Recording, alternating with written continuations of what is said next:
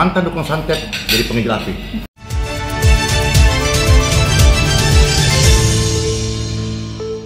Balikpapan, 16 November 2025.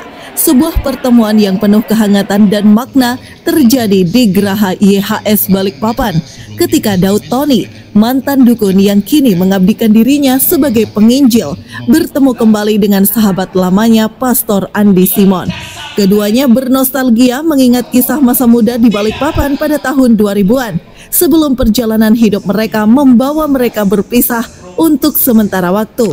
Saya punya pengalaman ya sama Pak Pastor Andi, yaitu waktu saya masih bujang, masih muda ini, dan susah laku lagi. Nah, karena saya dulu kan saya susah laku. Oh iya. Waktu pelayanan ada di Balikpapan, si Andi ngomong gini, kita pelayanan aja ada di Kerayan katanya. Nah, di sana itu cantik-cantik kayak Sharon Stone. Waduh, dua ini bujang. Oke lah, berangkat saya sama Pastor Andi. Nah, siapa tahu jodohnya orang sana kan gitu. Wong kita masih bujang. Enggak taunya yang ketemu nenek-nenek semua. Tahun 2000-an ya. Iya.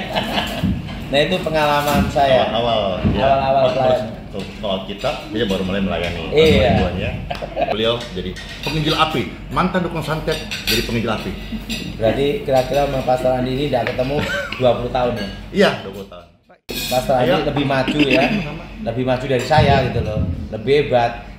Nah, karena apa?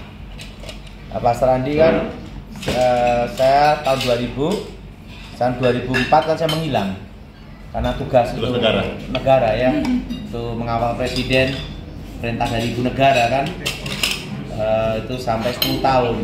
Nah, baru ketemu sekarang ini. Saya berarti sama Pastor Andi kira-kira udah hampir 20 tahun baru ketemu.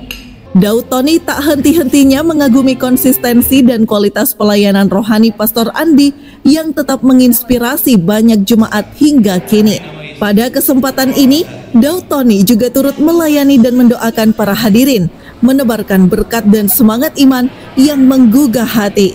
Pelayanan rutin Pastor Andi yang digelar setiap minggu pagi di Geraha YHS telah menjadi sumber kekuatan rohani dan inspirasi, sekaligus memperkuat kembali persahabatan lama yang mereka jaga dengan sepenuh hati.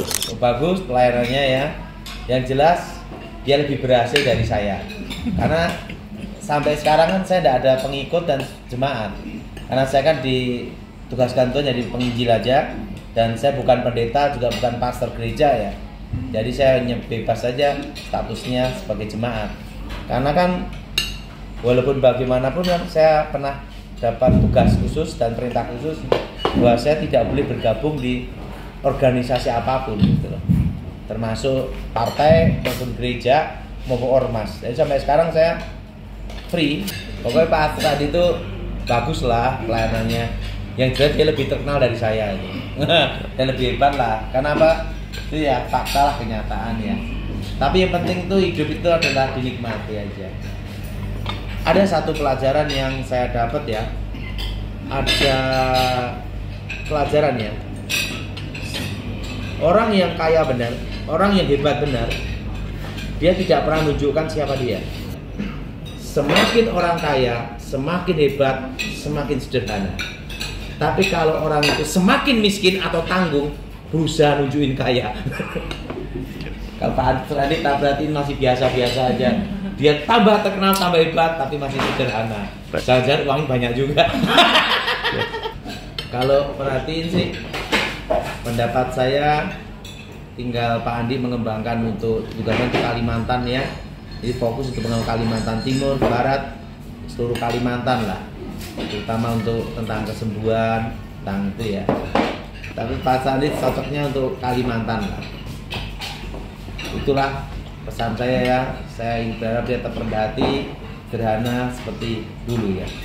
Ada satu hal yang saya belajar ya. Kita hidup itu sementara aja.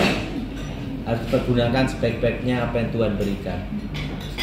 Dan kedua, apapun dalam hidup ini harus bertahan sampai tugas kita selesai.